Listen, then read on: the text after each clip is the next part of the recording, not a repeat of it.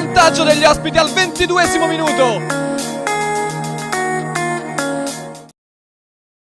Pronti. Con mister Crociani dello Sugar Mix, che ha vinto in rimonta con l'Atletico Pisana per 3-2, giocavate contro la seconda forza del torneo, comunque del vostro girone. La vostra aspirazione è quella di tornare il più possibile a ridosso di quella zona playoff che comunque vi compete o è alla portata di mano anche adesso.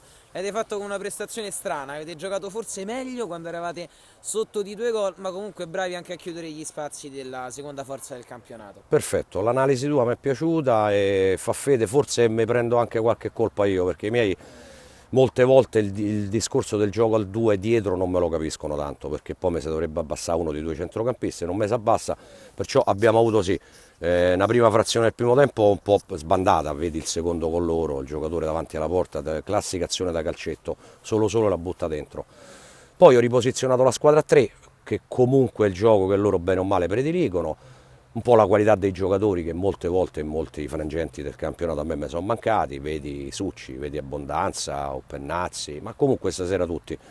Anzi, voglio fare proprio una lode stasera a Maurizio Giuseppucci, che è entrato a freddo e ha fatto veramente. Ecco, io amo le cose semplici nel calcio. Ha fatto le cose semplici, appoggiava la palla, non dribblava e giocare la palla di prima, che è l'ideale. Poi su una partita così tirata tu lo sai che può venire fuori l'evento, o la parata buona del portiere da una parte e l'errore, come purtroppo è successo a loro sul terzo gol, che non ne siamo contenti, però è un po' un errore del portiere loro, ma nel calcio a 8 ci sta.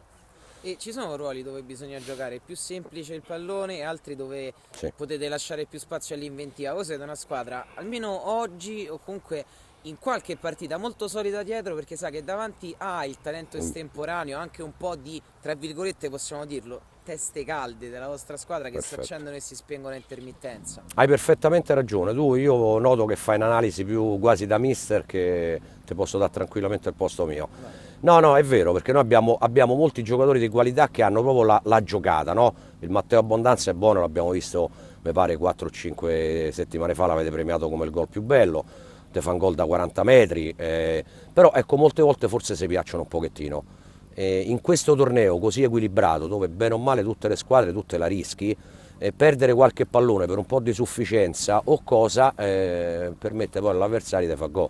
Su una partita di 25 minuti a tempo, io lo ricordo sempre ai miei, non sono 45 minuti, poi i tempi di recuperare una partita ti si abbassano, perciò va bene, come hai detto tu, l'estemporaneità della giocata che al limite neanche il difensore si aspetta, del tiro al volo, della sforbiciata, del gol, chiamiamolo, quello bello da vedere, però poi bisogna anche che servono i portatori d'acqua, serve quello che entra, serve quello che va a rubare palloni.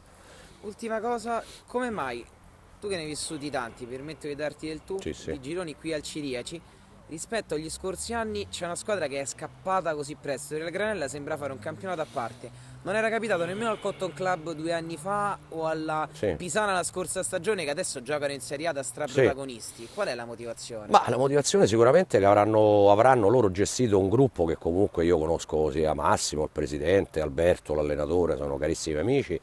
Hanno costruito una squadra nei tempi dovuti, hanno lavorato anche quest'estate, da quello che so, con tornei, con preparazione, con schemi, cose che per esempio, ecco, io ti parlo della mia, io sono arrivato a fine settembre, ho dovuto gestire una squadra quasi 20 giorni dall'inizio del campionato, molte volte per ragazzi anche per problemi di lavoro, si arriva al campo un po' più tardi o si chiede il quarto d'ora, e poi c'è la qualità sicuramente dei giocatori. Il Bar Granella, se oggi c'ha 24 punti, diamo merito al Bar Granella, che comunque riesce a fare risultato con una rosa competitiva, perché poi questo tu mi insegni che è uno sport dove per ogni squadra, non solo la mia, possono mancare 2 o 3 elementi che poi ti possono fare la differenza.